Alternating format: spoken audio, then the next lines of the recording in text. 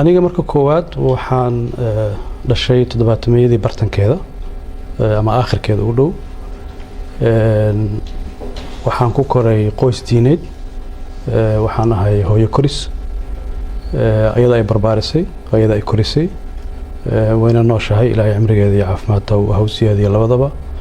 yani waxaad ku kortay agoon kuma korin laakiin waxaan ku koray hooyadayba ay korisay marka way jiraan ilmo hooyo korisay iyo ilmo aabba koriyay aabahay uu noolaa caafimaad qabay laakiin duruufo jiray dartood markaas uu hooyo koris baana sidii aan Soomaalidu taqaanaa in badan oo kamid ah hooyo korisay noloshayda intii aan guuleystay intii aan wax qabtay intii aan wax bartay intii aan noolaa ilaahay ka soo koob qofka aan uga hayo abaalka tarbiyada iyo talada iyo ducada waa hooyaday yaraanteedii baan quraanka bartay waxaan u maleynayaa anoo 10 sano ka yar inaan quraanka xifdiyay markii aan ahaa 13 jir Soomaalidu waxay taqaanaa wax la yiraahdo kabiir baan dugsi quraan ka noqday kabiirnimadaas waxay keentay inaan markii dambe u gudbo inaan macallin quraan noqdo intii aan 15 jirayna macallin dugsi quraan baan noqday cimrigayga ugu yaraan 9 sano 12 sano ku dhow waxaan ku mashquulsanaa oo ka shaqeeyay macallin dugsi quraan oo aan dad waaweyn quraan baray dadka hore waxaa la dhihi jiray dugsi hebel buu kiciye laakiin marka baadiyaha la joogo magaalada marka la joogo dad ba quraan la baraa waa la dhameeyaa hadana kuwa kale la baraa warbaahinta aqoonta qofka u leh kuma degdego waa wax ummadda nacfigeedana qayb ka ah dhibaatana mararka qaar gaarsiin karta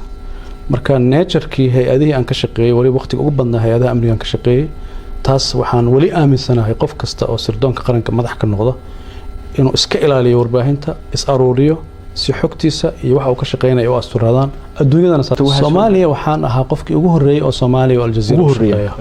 qofkii ugu horeeyay oo Al Jazeera u shaqeeya anigu ahaa maybe la abaal mariyay shaqadeeda ay fiicneed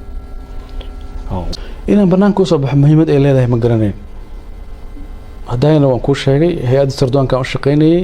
wali waan aaminsanahay qofka hadduu sirdoon yahay inuu aruuriyo haddii ani dawladda waxaan u shaqeynayay 5 sanaba ka hor dawladdu ma shaqeynin ka hor laakiin markaaga hore sawirada iyo macluumaadkaaga way koobnaayeen soo 10 wallahi dee waxa suuragal ah stiil khibradan saxaafadda u leeyahay inay tahay in la iska daba qayqayli waxa ma soo kordhinayso waxa fiican hadalkaaga inuu munaasabad leeyahay waqti uu ku aadan yahay waqtigaasna uu nacfi u leeyahay qodobka labaad aamuskayga aniga ma ahayn waxa aan kaligay doortay shaqadeeda qayb ka ahayd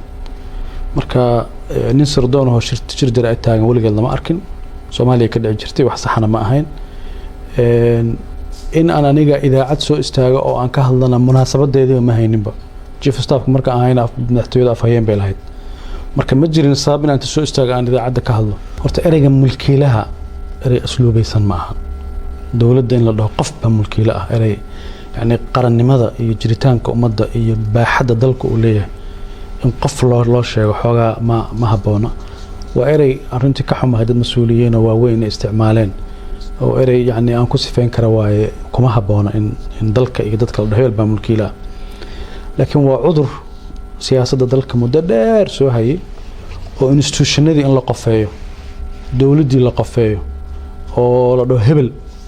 waana wax nidaamka xisbiga ahaa iyo xisbiyadii siyaasadda oon hana qaadin baa qayb ka ah in marka waxa la shakhsiyeedayo taas waa mid labaad waxa waaye madaxweyne maxamed Cabdullaahi Farmaajo ugu dhawaatay haday weydiinayso de khalad ma inaan u dhawaado hogaamiye kasta qof baa saaxiib la ah nabi maxamed alayhi salaatu wasalaam Abu Bakar baa dadka ugu dhawaa Abu Bakar Umar bin Khattab baa dadka ugu dhawaa marka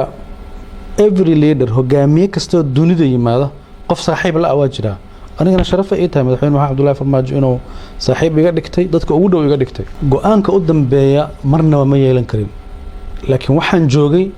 institutionada lagu kariyo go'aanka marna jiif waxaan ahaa madaxa xafiiska madaxweynaha agaasimaha guud ee madaxtooyada shaqadiisa waa taqaana madaxweynaha qofka ugu dhawaa marna waxaan ahaa agaasimaha nabad sugidda ee sirdoonka qaranka waa qofka madaxweynaha shaqo ahaan ugu dhow oo amniga dalka iyo mustaqbalka dalka jaangooyntiisa tala kale marka Fahad Yaasiin inuu madaxweyne maxamed Cabdullaahi Farmaajo talada iyo siyaasadda processka lagu karinaya qayb ka noqdo xilkayga keenay anu qof ahaanteeda madaxweyne maxamed Cabdullaahi Farmaajo inuu siiyay laba fursadood oo wadanka ugu shaqeeyo laakiin awood badan leh haddii awoodda meesha ka raadinaysa ma aqaan ama dadku ka raadinaya waxaan ku idhi madaxweynuhu marka uu go-aan gaarayo institutionna dhariyaa lagu soo kariyaa go-aanka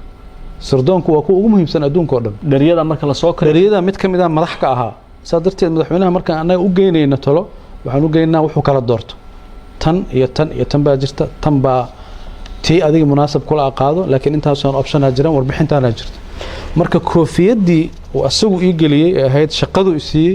baa waxay keenaysaa dhariyadii wax lagu karinaya mid ka mid aan ka shaqeeyo awooddaas ma la dhihi karaa Fahad wuxuu u adeegsaday